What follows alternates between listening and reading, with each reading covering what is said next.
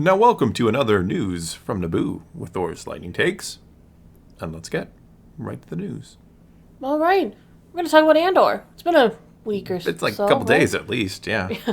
Well, Diego Luna went on the Sith Council. He took a couple days off from filming Andor Season 2 in the UK and talked to Christian Harloff, who I actually like. I used to watch his show. I like that you're very carefully... I did. I used to watch his show when he did a lot of stuff with John Campea. The Jedi Council, was it called? Yes, what was it called back in the day? Something like that. But now he's on his own show, the Sith Council. I haven't seen it. I used to watch him too, and that's not because I dislike him or anything. I just haven't seen his videos in a very long time. No. Just because I do my own thing. I liked that he had a planet named after him. He did, yeah. Harloff Minor. In Something like that, yeah. I think it was in Bloodlines he had it named after him. That's pretty cool. Well, he was lucky enough to actually get to sit down and have a conversation with Diego Luna. I mean, what an opportunity, honestly. And he asked him a few questions about Season 1 and a few other things, and we're kind of going to go over some parts of the interview. First, Luna kind of talked about the show now that it's out. He gets to see how things boiled into the fans and if things came off the way they intended them to. It's always interesting to see that when you write something and... Because you know what your intent was and you can see it shining through, but the audience might not see it the same way. Yeah, as someone who's created some fan fictions, it's always interesting to see the reaction, to see if people interpret it the same way you meant it to be interpreted. He says, I love that we have the opportunity to actually get feedback through social media and the reviews. It seems that if you know how to handle it, it's very useful, in fact. You have to see if the reasons that made you do something or what you were aiming for is actually what's getting out there, you know? And with this show, it's very special because the words and the concept and the ideas we had is what people are celebrating, which I love. I remember talking to Tony and saying, we should be able to do something complex, where the characters are real, are grounded, where the moments feel intense and intimate. Tony was always reminding us everything needs to have a meaning. There has to be a reason for things to happen. It has to be real. This has to be happening. And then you go to the reviews, and it's like, it's so real. The series has been celebrated for the same reason I decided to do it, you know? And that is unique, and it doesn't happen often. That's very cool. It's always interesting to hear what they expected versus what the actual reaction is. Right. I mean, obviously, you said being on the inside, it's harder to see what it looks like from the outside. Yeah, it's hard when we've all written something or created something, be it art or writing or whatever it might be. We've all created something that it's very hard to step back from it and understand or see what people are going to take away from it. Mm-hmm. That is the hardest thing to do as any kind of creator, I think, is to step away from your work and try to see it through a third person, if you will. Right. Then Luna spoke about kind of the layered characters and how the show didn't want to make any character pure good and pure evil, instead treating them as humans making choices. He said, I know it sounds cliche, but there are no good and bad people here. There are people making choices. Many make the wrong choice, but there has to be that element that connects you to them. Even though you'd like to be like, I would probably never get that far, you know? But I can see a human making a choice, a decision. And yeah, people dealing with who they are and that complexity, that reality. I remember thinking a lot, this has to be the gray area. It can be easy to say, okay, this guy is good, this guy is bad. Cassian starts by making a complex choice. Let's put it that way. He takes the decision in a second and executes it and starts running. And probably he's going to question that decision for years of his life. But in that moment, he was just there reacting as best he could. I like that the show tries to avoid these movie moments that make the characters heroes. It's just regular people here, capable of doing extraordinary things, and you were saying it, you want to see all of the other characters, and it's important to say it because Cassian is a great excuse to understand why a rebellion is needed. A rebellion, a revolution, it's about an ensemble, it's never the story of someone, therefore this character is going to take you to all of these stories that are very interesting and end up shaping you. Yeah, I say it all the time. Star Wars, what I love about Star Wars is that it's kind of real people making real choices. And sometimes it's galaxy-shaping choices. If you look at Star Wars, you step away, it does seem like the battle of good versus evil. And in many ways it is, right? But it's still that individual who has to make the choice. It's Luke deciding not to take his father's hand and rule the galaxy. It's Anakin making the choice to, chop off Windu's arm and, perhaps save his wife. It's Padme making the choice to go back and help her people. These choices of the individual are what shape the entire galaxy. That is what's fascinating about Star Wars to me. Right. Andor's kind of becoming a little famous for being one of those first Star Wars shows now to be shot outside of the volume, the massive LED screen built by ILM and Stagecraft to create a virtual environment or like a soundstage without using green screens.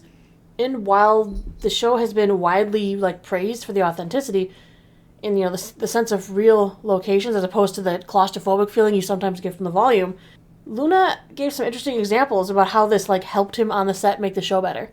He says, "I remember in Marva's house, I was rehearsing and I was like, I think I should open that shelf. We should see if we can put something in that shelf that I can use in the scene. And then I go and I open the shelf and I look inside the shelf and there's stuff there." I love that. So detailed, things you would never possibly see. There's actually things in there. Awesome. And it's because it's close to the kitchen.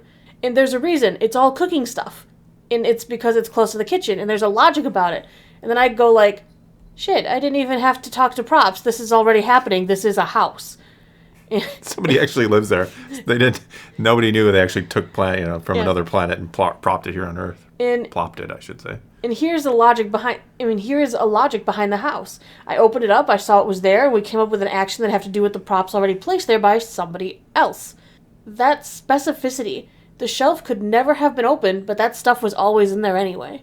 That's so crazy. To think that the set dressers dressed it so completely that even things that will probably never be opened had things in there that were appropriate to where they were located. Just crazy. He's like, we should put something in here I can fiddle with. And he opens it up. He's like, there's already stuff in here. Wait, it's cooking supplies. Cooking supplies. Who's living here? What's going on? Because we're by the kitchen. Yeah. Does Fiona Shaw really live here?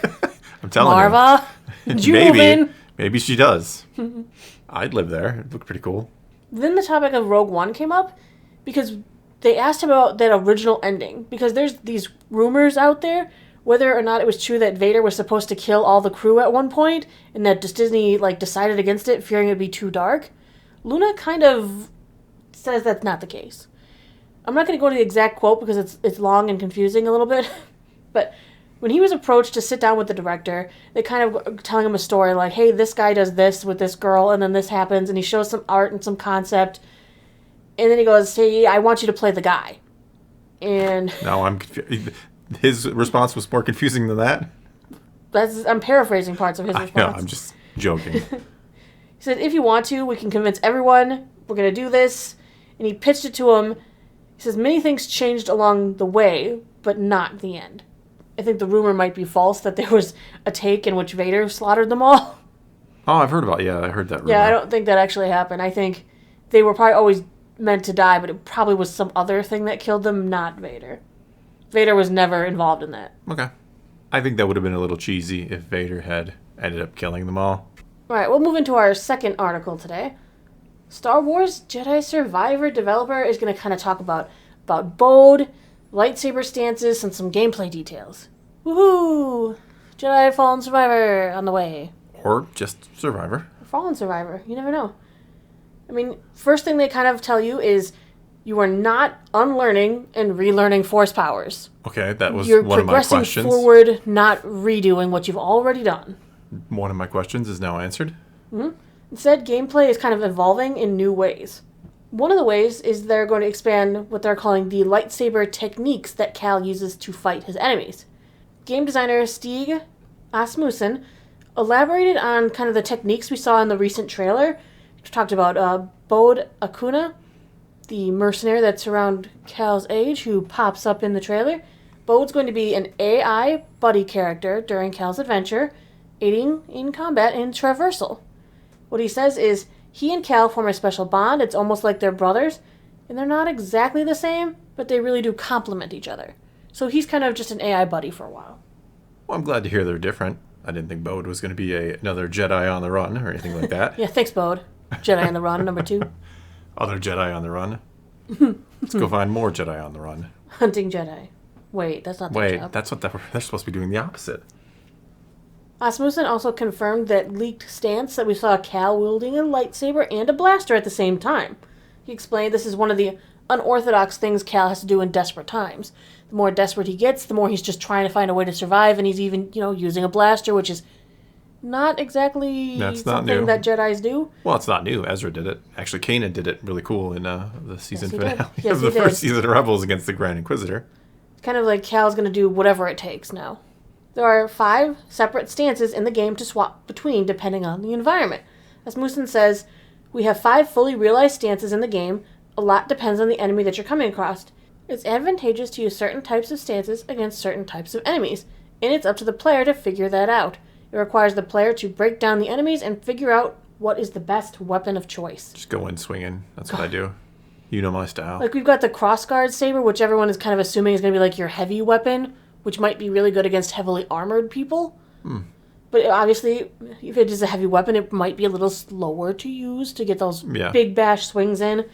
So it's all about paying attention to what it sounds like you're going to be able to switch in and out of stances pretty willy-nilly, too.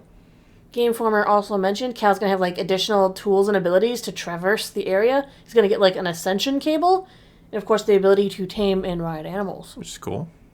Yes. He's just copying Ezra left and right, ain't he? Wait a minute, is this Ezra? No, it's not Ezra.